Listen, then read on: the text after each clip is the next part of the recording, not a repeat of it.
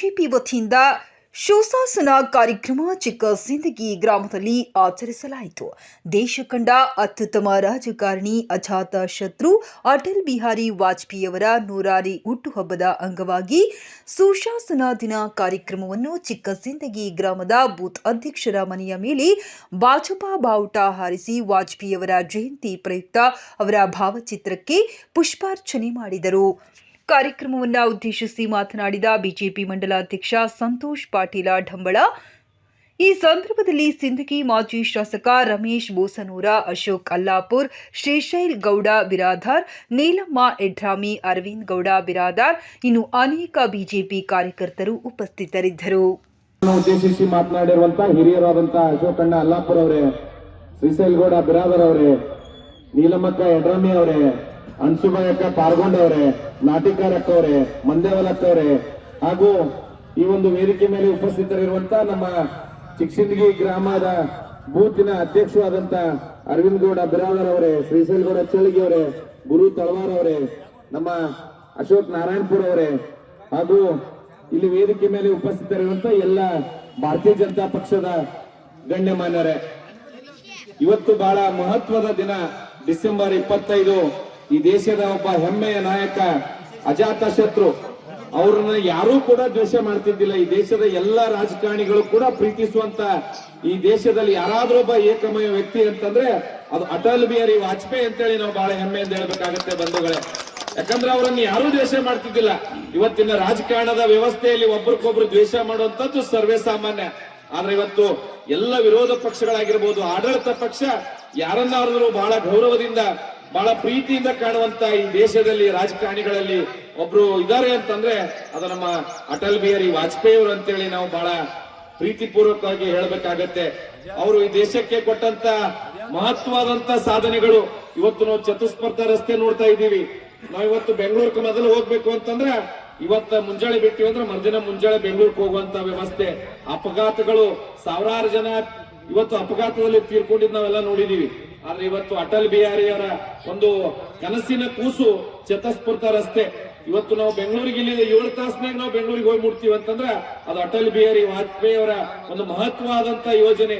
ಇವತ್ತು ನದಿ ಜೋಡಣೆಗಳಾಗಿರ್ಬೋದು, ಇವತ್ತು ಗ್ರಾಮ ಸಡಕ್ಗಳು, ಇವತ್ತು ಹೈವೇಗಳು ಮಾಡೋದಷ್ಟೇ ಅಲ್ಲ, ಪ್ರತಿಯೊಬ್ಬ ರೈತ ಉತ್ತಮವಾದಂತ ರಸ್ತೆಯಲ್ಲಿ ಹೋಗ್ಬೇಕು ಅನ್ನೋಂತ ಸಂಕಲ್ಪವನ್ನ ತೊಟ್ಟು ಗ್ರಾಮ ಸಡಕ್ ತರುವಂತ ಒಂದು ಯೋಜನೆಯನ್ನ ಇವತ್ತು ನರೇಂದ್ರ ಮೋದಿ ನಮ್ಮ ಏನು ವಾಜಪೇಯಿ ಅವರು ತಂದಂತದ್ದು ನಮಗೆಲ್ಲರಿಗೂ ತಿಳಿದಂತದ್ದು.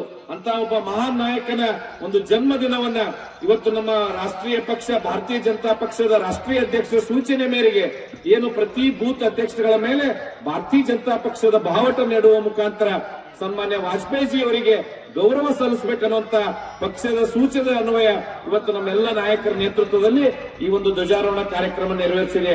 ಬಂಧುಗಳೇ, ನಾವೆಲ್ಲರೂ ವಾಜಪೇಯಿ ಅವರ ಸಿದ್ಧಾಂತವನ್ನ ನಮ್ಮ ನಿಜ ಜೀವನದಲ್ಲಿ ಅಳವಡಿಸ್ಕೋಬೇಕು.